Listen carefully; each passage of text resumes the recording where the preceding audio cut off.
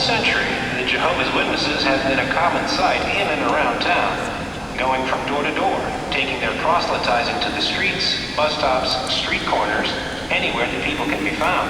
Now with this landmark ruling, all of that may change, as the religion is coming under unprecedented criticism. I just can't believe it. What is it, Dan? You woke me up. Listen. This historic decision against what has been considered a basic religious freedom, the nationwide ban on the Jehovah's Witnesses, will take effect immediately. What? Oh, this can't be. Dad, what's going on? I was trying to sleep. Michael, Alyssa, be quiet. Listen to And this. while there are no immediate reports of any sentences being imposed against those who were arrested last night, authorities have made it clear that when one of Jehovah's Witnesses talks about his beliefs to others, this is a punishable crime, and it is expected that serious sanctions will be imposed. This is Kenneth Edwards reporting. Brenda, back to you in the studio. Thank you, Ken. And now, I can't believe Dan is it. meeting with mixed reactions, both from government officials and from the Jehovah's Witnesses. I'm scared. What's going to happen to us? Ted, I'm so glad it's you. Hello, Dan. Good morning, Maria. Michael, Alyssa, did you hear the news? We just saw it on TV. This can't be happening. How could things just change overnight? Brother Olderman, do you have any idea what's going on? We'd all better sit down.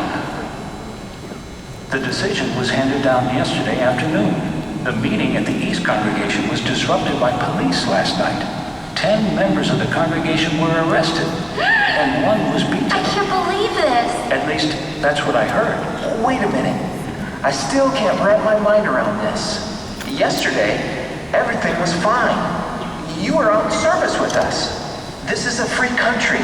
How can something like this happen? And overnight? It took me by surprise too, Daniel. But we knew that sooner or later this would happen.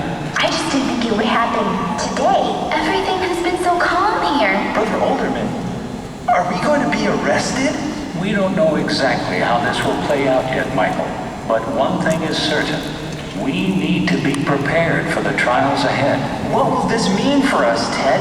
Will I lose my job? My home? My family? We'll have to wait to find out exactly what's going on. But remember, all of you, what's happening is exactly what has already happened in other places around the world.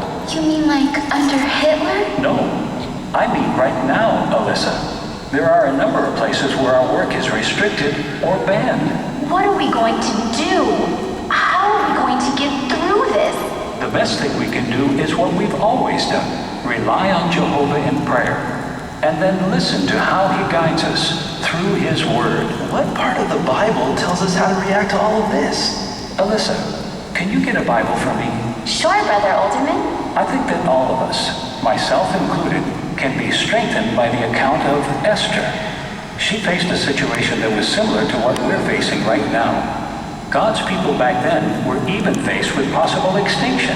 But Jehovah proved himself to be a God of deliverance. I have one for everybody. Good. Thank you, Alyssa. Now, everyone, turn to the book of Esther. Michael, do you remember where Esther lived? She lived in Persia. Yes, in Shushan with her cousin. Alyssa, do you remember his name? Mordecai, right? That's right. Now, in a way, Esther was just like us. She led a calm and peaceful life. Until what happened? Until she was chosen to be queen, right? Her husband was King I never could pronounce his name. Ahasuerus. Not as easy to say as Michael or Alyssa or Ted. Daniel, can you start with chapter 2, verse 16? I'd be glad to.